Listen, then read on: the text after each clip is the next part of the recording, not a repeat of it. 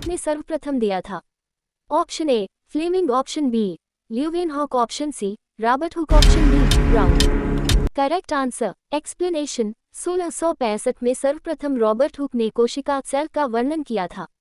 दो जर्मन जीव वैज्ञानिकों एम श्लाइडन और टी श्वान ने 1838-39 में कोशिका सिद्धांत सेल थियरी प्रतिपादित किया, जिसके अनुसार सभी जीवों का निर्माण कोशिकाओं से होता है।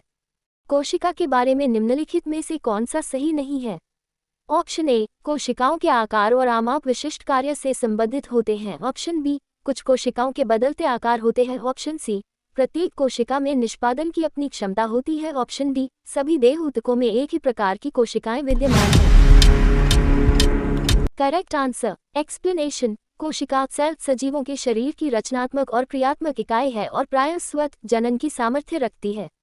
यह विभिन्न पदार्थों का वह छोटी से छोटा संगठित रूप है जिसमें वे सभी क्रियाएं होती हैं जिन्हें सामूहिक रूप से हम जीवन कहते हैं। कोशिकाएं सजीव होती हैं तथा वे सभी कार्य करती हैं जिन्हें सजीव प्राणी करते हैं। इनका आकार अति सूक्ष्म तथा आकृति गोलाकार, अंडाकार, स्तंभाकार, रोमकयुक्त, कशाभिकायुक्त, बहुभुजीय आदि प्रकार की होती है। निम्नलिखित में सबसे छोटी कोशिका है? Option A mycoplasma, option B amoeba, option C श्वेत रक्तकणिका, ऑप्शन डी लाल रक्तकणिका। Correct answer explanation. छोटे आकार के प्लाज्मा को माइकोप्लाज्मा माइक्रोप्लाज्मा कहते हैं, जिसका आकार 10 मिलीमीटर के आसपास होता है। माइक्रोप्लाज्म को विभिन्न तापमान दाब पर उत्पन्न किया जा सकता है और ये तापीय या अतापीय प्लाज्मा हो सकता है। ये ऐसे जीवधारी होते हैं जिनमें कोशिका भित्ति नहीं पाई जाती है। माइकोप्लाज्मा सबसे सूक्ष्म सजीव कोशिका हैं। जीवद्रव्य प्रोटोप्लाज्म शब्द का प्रयोग सर्वप्रथम किसने किया था? Option A Darwin, option B Purkinje, option C John Ray, option D Hutchinson. Correct answer explanation. Purkinje 1840 ने पहले प्रोटोप्लाज्म शब्द का प्रतिपादन किया। कोशिका की कोशिका झिल्ली के अंदर संपूर्ण पदार्थों को जीवद्रव्य कहते हैं। ये सभी कोशिकाओं में पाया जाता है। ये रवेदार जेलीनुमा अर्धतरल पदार्थ है। ये पारदर्शी एवं चिपचिपा होता है। जीवद्रव्य जीवन का भौतिक आधार है। ये किसका कथन है? Option A Henry, option B Lamarck, option C Huxley, option D Treviranus. Correct answer explanation. Huxley 1963 ने इस जीवन का भौतिक आधार कहा। एक आदर्श जंतु कोशिका की कोशिका द्रव में विभिन्न कोशिकांगों हैं। 1 केंद्रक, 2 दीपक, 3 ट्राइबोसोम छोटे बिंदु, 4 वेसिक। कोशिका का जीवित अंश जीवद्रव्य कहलाता है। ये किससे बना होता है? ऑप्शन ए केवल कोशिका द्रव्य, ऑप्शन बी कोशिका द्रव्य और केंद्र द्रव्य, ऑप्शन सी केवल केंद्रक द्रव्य, ऑप्शन डी कोशिका द्रव्य, केंद्रक द्रव्य और एनी कोशिकांग। Correct answer explanation. यह एक अर्धपारदर्शक, चिपचिपा तथा तरल जीवित पदार्थ है जो प्रत्येक कोशिका में कोशिका झिल्ली के अंदर पाया जाता है। रासायनिक दृष्टि से यह जीवद्रव्य कार्बोनिक तथा कार्बनिक पदार्थों का एक मिश्रण है। इसका उपयोग सभी जीवों द्वारा ईंधन के रूप में किया जाता है।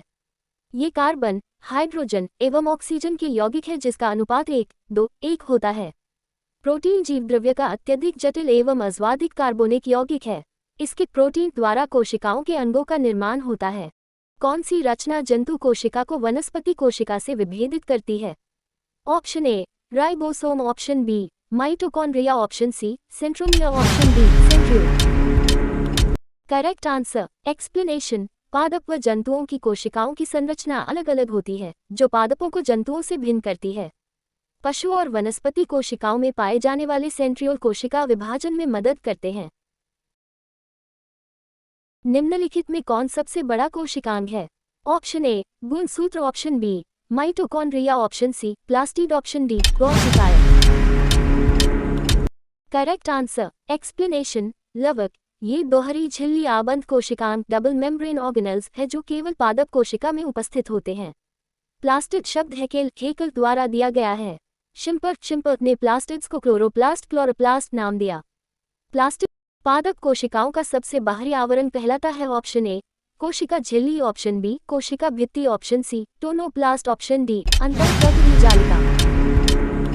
Correct answer explanation. जीवाणु एवं वनस्पति कोशिकाओं में कोशिका झिल्ली के बाहर निर्जीव, पारगम्य तथा मोटी दीवार पाई जाती है, उसे कोशिका भित्ति कहते हैं। वनस्पति कोशिका में यह कोशिका झिल्ली के बाहर किंतु जीवाणु में स्लाइम परत के नीचे रहती है। कोशिका भित्ति सेल वॉल होती है। ऑप्शन ए पारगम्य, ऑप्शन बी अर्धपारगम्य, ऑप्शन सी चयनात्मक पारगम्य, ऑप्शन डी अपारगम्य।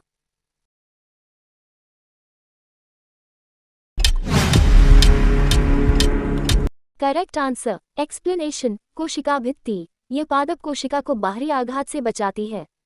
ये पारगम्य होती है। यह कोशिका को एक निश्चित आकार प्रदान करती है।